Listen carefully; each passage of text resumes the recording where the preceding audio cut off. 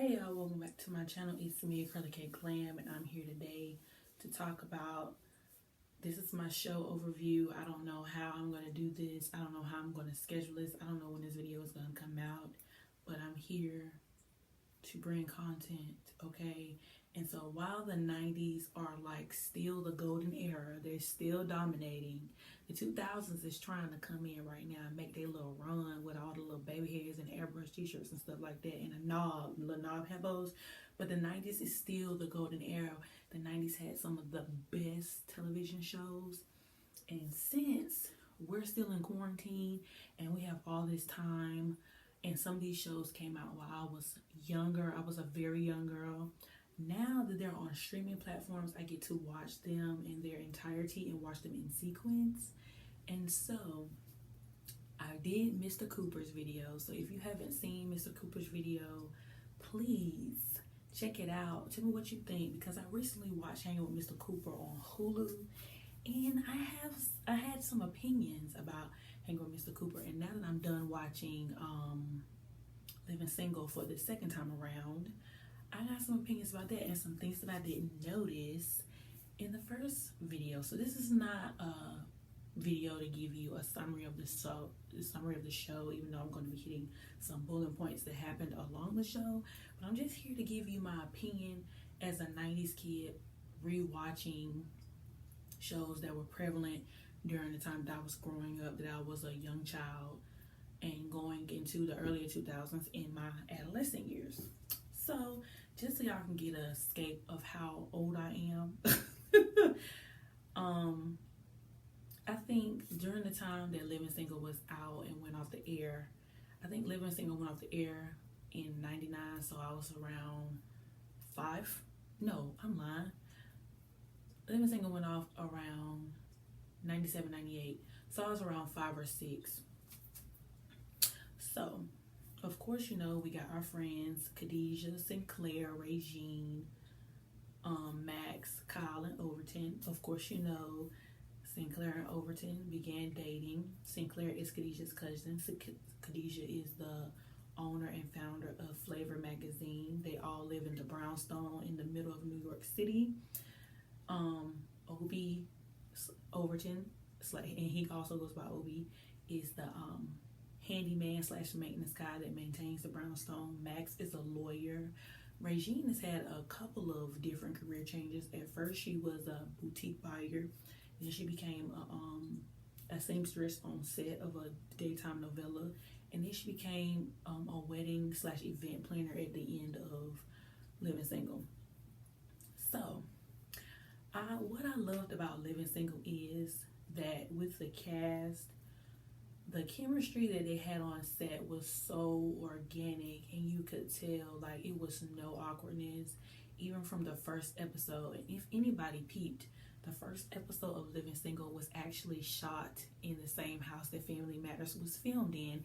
And I thought that was crazy, because I also realized, I think on the first episode of Hanging with Mr. Cooper, that was the same set that Step by Step, I believe, or the show where Alan Thicke was filmed in. If Step by Step, I don't know, y'all, I might be mixing it up, but anyway, I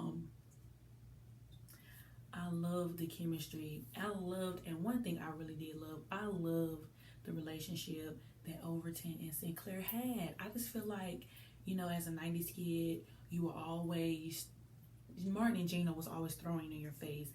But if you really look at Martin and look at the chemistry that him and Gina had on the show, they were kind of awkward at times. And I don't feel like that was the case with Overton and Sinclair.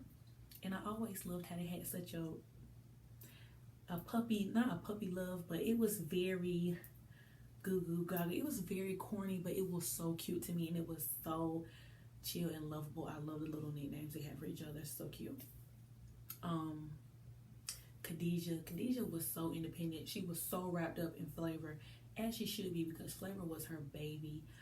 But sis didn't really have good work-life balance, you know. And I guess during the time in the 90s, women were just now feeling more independent. Women were becoming more career-driven in the 90s, and so they weren't, you know, the typical housewoman. You know, they all were working, hardworking women in their careers. Max was a not Max. Max was a lawyer. Max was also wrapped up in her career. But I hate the fact that they made Max so bitter. Like, Max was so bitter the entire show. Not that her bitterness didn't make her funny, because it did. It aided in her cynicalness, if that's a word. But I just hated that they made her so bitter. And like, they addressed the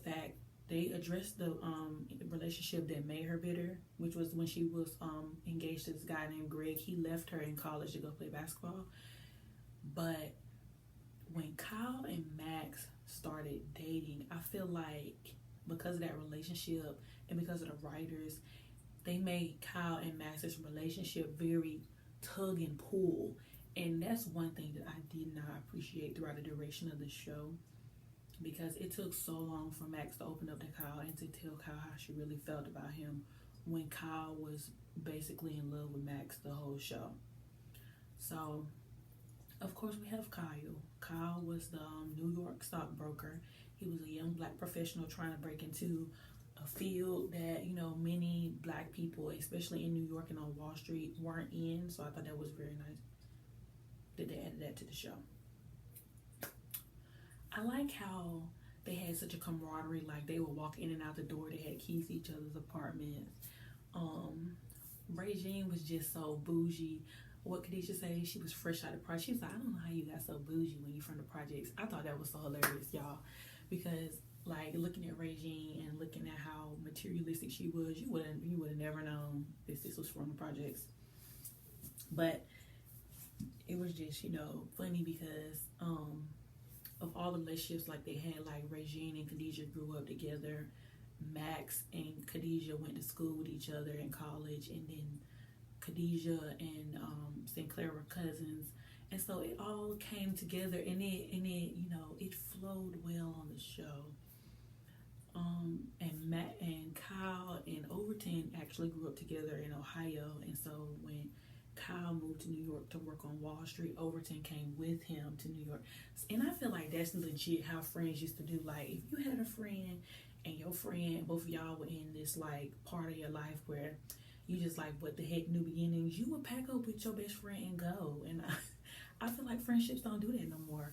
Like, I feel like the world has gotten to a point where like friendships aren't like intersectional no more. Like, there's no codependency in relationships with friends anymore. And I feel like with Obi and Kyle living together, they was roommates. They had this camaraderie. You know, they were always together. They always did things together. And so I just thought that was neat, and I thought that added to the chemistry on the show. Also, part of the show that made me mad was like, Khadijah always had a fine man. Like, he would like, and she would always ruin it. Like, I was just like, sis, like, Scooter. I was stuck on Scooter from the first time Scooter stepped on the screen, okay? Like, Khadijah, girl, Scooter was your best friend. You and Scooter grew up together. Y'all was tight like this, girl, and then he liked you. Girl, Scooter was your boo, girl. Scooter was real cute. Like, why was you playing with Scooter? And then Scooter messed around, proposed to her, and then they both got to a point where they like reneged on the proposal, both of them. I'm just like, what happened? Like, we was happy for you, girl. We was rooting for you and Scooter. Then Regine could never keep a man. Regine, I ain't gonna say Regine was a gold digger, but you know, Regine was going back and forth. She never could like nobody could ever hold her attention. And then at the end of the show, which I'm gonna get into, when Regine finally got her man, he was rich, he was a millionaire, he asked her to marry her, which is everything she wanted. But I was just like, see, which one is it? Which one is this? Which one? And like, actually, I was hoping on the show there was a recurring character named Russell. He was Jamaican. He worked at Flavor for Khadijah. I actually wanted him and Regine to get together, because toward the end of the show, Russell actually proposed to Regine. Like, they had this back and forth kind of thing where they didn't date, but Russell was just such a very overt flirt. Like, Regine couldn't help but fall into like his charisma, like like I was like, come on, Regine, give Russell a chance, girl. But then Russell always talked about how he had all these wives and all this stuff. So I was like, girl, I don't know about Russell. But I loved how they showed the wedding of Sinclair and Overton. It's not too many shows. Well, it is. I think actually that was the thing to make relationships on TV look believable.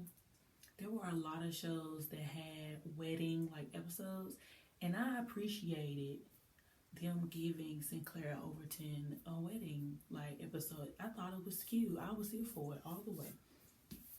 Now, I think I said a lot of positive things about the show. Let me get to the critiques that I had. Okay, y'all? So, I was talking to my husband about our nostalgic TV, right? And so I don't know what my husband watched, y'all, when he was growing up, because like when I ask him, when we go over these shows, I'm like, what did you watch? You didn't watch Living Single? So I remember Living Single getting a new roommate when Sinclair moved out. But I didn't think that it was his name was Trip. It stood for Ira the Third. He meshed well with the cast. He did. But it just seemed like too late in the development of the show for them to drop that new character like that. Like, I just feel like, I don't know, they should let that be Max's like sleepover room or something. I don't know.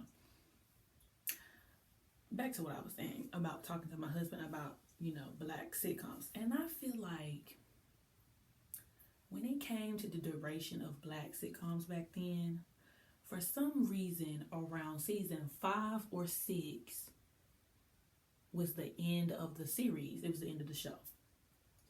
And I feel like every single time when a black sitcom ended in the 5th or 6th season, there was never a final finale. I think the only show that I watched that had 5 or 6 seasons that did that and gave a good ending to the show was A Different World. And I wasn't even satisfied with that when I watched it, like, no lie. But I feel like when it comes down to these series, Living Single did the exact same thing that Hanging with Mr. Cooper did.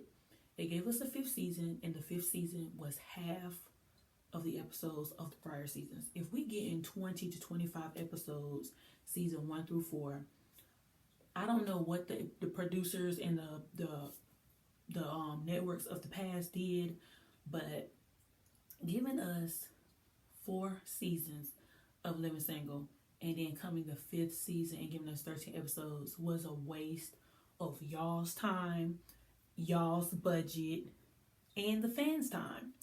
Like, Living Single was too good of a show to have such an abrupt ending. And looking back on the interview that T.C. Carlson did on Comedy Hype, and I think, what's John's last name? He played Overton. He did an interview with Comedy Hype as well, I believe, and he was talking about the duration of Living Single. He was actually saying that they never got to finish their season. Something happened with the network where they were trying to switch. New shows were coming to the lots that the shows were being filmed on, and they were saying that with the way lineups used to be, like, there used to be a prime time slot that these shows would come on, and they would change them. Why would y'all change the slot that a show that's doing well on TV? Why would you change the time slot? If you know, okay, back in the day, there was no DVR. So if you wanted to rewatch an episode, you either had to wait for it to come back on TV, and that was no telling when it was going to re-air, or you had to videotape it.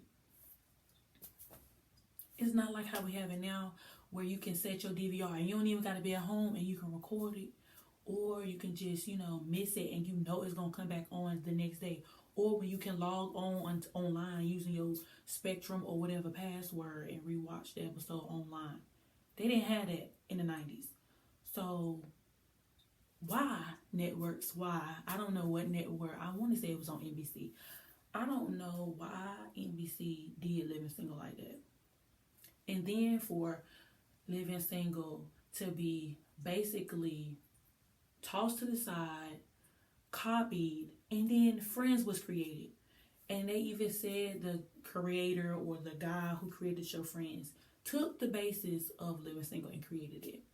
And Friends had at least 10 to 12 seasons. And that might be being generous. And Friends, sorry, free people who love Friends, but Friends was stale. Like, Friends is stale. Okay? Stale. I have seen a ton of episodes on Friends on Nick and Night, and it has not held my attention. Whenever Friends gets back on streaming or whatever streaming it is on, I'm going to try and sit down and really watch Friends. Maybe I'll like it if I actually sit down and watch it. But when it would come on TV, I'm like, no ma'am. Anyway, number 2. I don't know what happened, but the end of season 4 ended with Overton and Sinclair getting married. So on season 5, when they moved out of the apartments, Kyle left and moved to London, aka T.C. Carson got fired. I don't know why they fired him. He said he don't know. I don't know. He's the only person who's come out and said this, that he was fired. Okay, he was fired. They send Kyle to London. They replace him with the Trip. And then legit, when Regine, I don't know what was going on with Kim Fields and the executives, but sis was literally in the last 5 to 7 episodes for 2 seconds. Her name was in the credits, so I guess she got paid for the episode. But she didn't have no lines in none of them episodes. And if she did, it'd be like a 1-hitter, a 2-hitter, and then that was it. Why y'all doing that to the fans? Then y'all had the nerve to come and replace her with some girl who was supposed to be a radio host, and she was supposed to be subleased in Kyle's apartment. Who came up with the storyline for Max to get artificially inseminated and then it ended up being Kyle? Who came up with that? Because that was terrible. Not to say that a woman cannot be artificially inseminated and raise a baby on her own, because I think that would have been an interesting way to show, especially the end of the late 90s, early 2000s storyline. I think that would have been a topic to deal with. That would have been interesting if they would have been a little bit more creative with it. But they legit was just like, Max, all of a sudden Max don't know her purpose in life. She go on this spiritual retreat, and then just poof, I want to be a mom. I'm just like, they had no, it just legit fell out of the air. I don't have a problem with her wanting to be a single mom and wanting to do it on her own, because that was her character's prerogative. But for them to write it in the way they did, the way they just made Scooter fall out of the air and him and Khadijah just all of a sudden get back together, the way they let this millionaire fly out the air, and Regine just so happened to meet him planning a party, and then 2 episodes they get engaged. It was no development. It took 4 seasons for them to. It took 2 seasons. It took 1 to 2 seasons for Overton to even ask Sinclair on a date. Now that's development.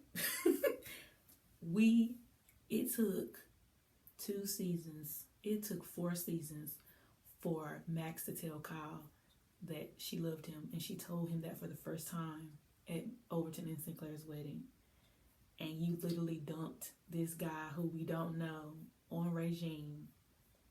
Let him ask her to move in with him, take her away, and they engaged, and so she gone. Who wrote that? That was terrible. That was terrible writing. I don't know who wrote that. I am an avid TV watcher. I get invested with characters, okay? And that was just trash. That was just trash. That was trash. I don't know, I guess y'all had already had the plan together, the acts, the TV shows. So y'all just like, it is what it is with the remainder of the show.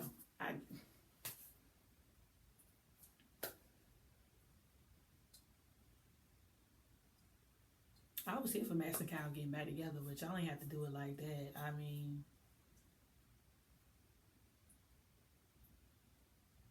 and then they try to put Trip and the girl from upstairs together. And it's like, for real? Y'all really gonna do us like that? And then the last episode, the finale, okay? It was New Year's. Then everybody just went off to their rightful places, and then Khadijah ends up going with Scooter to some country with his group. So y'all was just like, that's the end. We ain't giving y'all no more money. That's it. Me, and I thought I was pissed at the end of Hang with Mr. Cooper. My husband was like, that was trash. Grade A. Basura. Okay? We were mad for like 2 days. We talked about it. We was like, I can't believe we sat there and watched 5 seasons with them like that. So y'all, that's my overview of Living Single. Hopefully I didn't ramble too much. But, you know, that's my overview. That's what I got out the show. Okay? Be sure to rate, comment, and subscribe. I'm going to be back with Moesha and Sister after I'm done. So, y'all, just give me a minute because I don't know how long it's going to take me to watch both of them shows. But I will be back to do an overview of both of those shows. Rate, comment, and subscribe. Deuces.